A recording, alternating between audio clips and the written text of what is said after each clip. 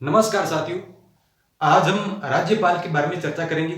जैसा कि आपने टाइटल देख लिया होगा, राज्यपाल के बारे में चर्चा करेंगे। और हम सब इस बात को जानते हैं कि भारत 15 अगस्त 1947 को आज़ाद हो गया था, स्वतंत्र हो गया था।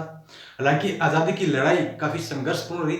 लगभग 200 वर्षों तक हमने अंग्रेजों से और उससे पहले भी हमने कुछ ताकतों से, कुछ वंशों से लड़ करके आज़ादी प्राप्त की। इस बात को हम जानते हैं। आजादी से कुछ समय पहले, लगभग आप यूं मानिए 9 दिसंबर 1946 से संविधान सभा की प्रथम बैठक शुरू होती है। और 9 दिसंबर 1946 से लेकर के 24 जनवरी 1950 तक जो संविधान सभा है वो बैठती है। और इस संविधान सभा ने हमारे देश के संविधान का निर्माण किया था। अब संविधान निर्माताओं के सामने आजाद भारत के अंदर किस प्रकार की शासन व्यवस्था को स्थापित किया जाए, इस बात को लेकर के काफी सारे विकल्प थे और काफी सारी समस्याएं भी थी। और उन समस्याओं पर, उन विकल्पों पर पूरी बहस होती थी। और उन बहसों के निष्कर्ष के रूप में आज जो हम जितनी व्यवस्थाएं देख रहे हैं वो हमारे संविधान में स्थापित है। इस बात को ध्यान रखना है। अब संविधान निर्माताओं के सामने सबसे बड़ी समस्याओं में से एक समस्या ये थी कि क्या भारत में एकल नागरिकता रखी जाए या दोहरी नागरिकता रखी जाए।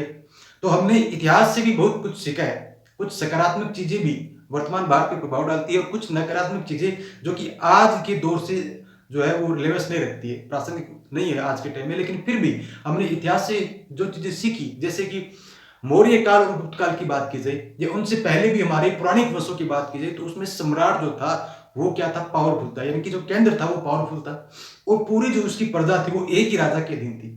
और पूरी प्रजा उस एक राजा के राज्य की ही नागरिक मानी जाती थी। वो अपने अलग अलग राज्यों के नागरिक नहीं मानी जाती थी। अगर हम ताकतवर वंशों की बात की जाए, बाद में विकेंद्रीकरण हुआ, उस समय अलग अलग राज्यों की, रियासतों की स्थापना होगी, उसमें की बात अलग है। लेकिन फिर भी मोटे तौर पर जो मुख्य वंश रहे हैं, ताकतवर वंश जो रहे हैं, उस समय उन राजाओं की राज्य की जो प्रजा होती थी वो अपने आप को उस सम्राट से, यानी कि जो सम्राट उस समय शासन पर बैठा होता था, उसकी प्रजा मानती थी।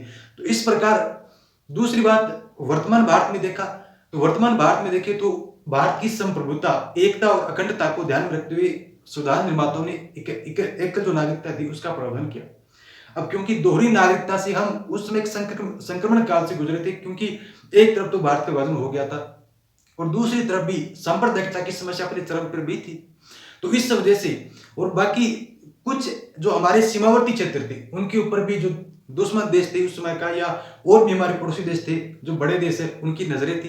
तो इस वजह से हमने क्या किया कि एकल नागरिकता का प्रावधान कर दिया। ठीक है, भारत की संप्रभुता, एकता, अखंडता, इन सब चीजों को, विविधताओं को ध्यान में रखते हुए हमने एकल नागरिकता को जो है लागू किया या अपनाया। उसके बाद में एक समस्या, मुख्य समस्या ये थी कि क्या भारत में शासन व्यवस्था किस प्रकार की हो, क्या संघात्मक शासन व्यवस्था हो या एकात्मक शासन व्यवस्था हो। तो फिर हमने इतिहास को फिर टटोला। इतिहास में देखा गया कि ऐसे वंश भी रहे जिनमें संघात्मक शासन व्यवस्था भी पाएगी और ऐसे वंश भी थे जहां पे क्या थे, एकात्मक शासन व्यवस्था भी थी। तो हमारे इतिहास में कुल मिलाकर के दोनों ही लक्षण मिलते हैं। लेकिन अब आजाद भारत में किस प्रकार की शासन व्यवस्था को अपनाया जाए, क्या संघात्मक को अपनाए या एकात्मक को अपनाए, इस बात को थोड़ा हमें ध्यान रखना पड़ेगा। तो अब ये समस्या होगी, तो समस्या में से हमने मध्यम मार्ग अपना लिया। मुख्यतः जो आज का निष्कर्ष ये निकलता है कि हमने मध्यम मार्ग अपना लिया।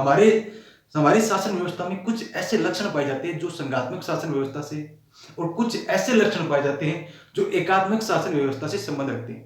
अब संघात्मक शासन व्यवस्था होती क्या है? तो संघात्मक शासन व्यवस्था का मतलब होता है कि शक्ति जो है ना, उसे अलग अलग स्तरों पर बांट दिया जाए। सत्ता और शक्ति का विभिन्न स्तरों पर क्या हो, बंटवारा हो, उसे हम बोलते हैं संघात्मक शासन व्यवस्था। जैसे जैसे कि एग्जाम्पल, सबसे बड़ा एग्जाम्पल ले तो हमारे देश में एक होती है केंद्र सरकार, एक होती है राज्य सरकार, और उसके बाद में 73वां और 74वां संविधान संशोधन 1992-93 हमने लागू करके उससे क्या बनाया, स्थानीय स्वशासन नामक एक नया स्तर और पैदा कर दिया। तो अब हमारे देश में ऊपर ऊपर केंद्र सरकार होगी, फिर राज्य सरकार होगी, उसके नीचे कौन सा स्तर आएगा, स्थानीय स्वशासन। तो हमारे देश में जो शक्ति का जो स्तर है, सत्ता और शक्ति का जो स्तर है, वो 3 स्तरों पर है। केंद्र पे है, फिर राज्य पे, और फिर किस पे है, स्थानीय स्वशासन पे। अब केंद्र में जो मुख्य अधिकारी पदाधिकारी होते हैं, जो राजनीतिक कार्यपालिका होती है, वो राष्ट्रपति की होती है। राज्य में देखा जाए तो किसकी होती है, राज्यपाल की होती है। अब जैसा केंद्र में राष्ट्रपति है वैसा ही राज्य में क्या होगा, राज्यपाल। जैसे कि राष्ट्रपति को भारत का प्रथम नागरिक कहते हैं, उसी प्रकार राज्य का प्रथम नागरिक कौन होगा, राज्यपाल होगा। अब जिस प्रकार से केंद्रीय मंत्रिमंडल का मार्गदर्शक राष्ट्रपति को कहा जाता है, उसी प्रकार राज्य मंत्रिमंडल का मार्गदर्शक भी किसे कहा जाएगा? राज्यपाल को कहा जाएगा। अब जिस प्रकार केंद्रीय विधानमंडल के द्वारा या संसद के द्वारा बनाए गए जो कानून है वो लागू कैसे होंगे? तो जब राष्ट्रपति अपने हस्ताक्षर उन पे करेगा तब लागू होंगे। ठीक इसी प्रकार में राज्य विधानमंडल के द्वारा पारित विधेयक जो कानून का रूप कब धारण करेंगे, जब उन पे क्या करे, राज्यपाल क्या करेगा? अपने हस्ताक्षर करेगा। इस बात को ध्यान रखिए। तो हम राज्यपाल के बारे में देखेंगे, संविधान में राज्यपाल के बारे में कौन कौन सी उपबंध है उनके ऊपर चर्चा करेंगे।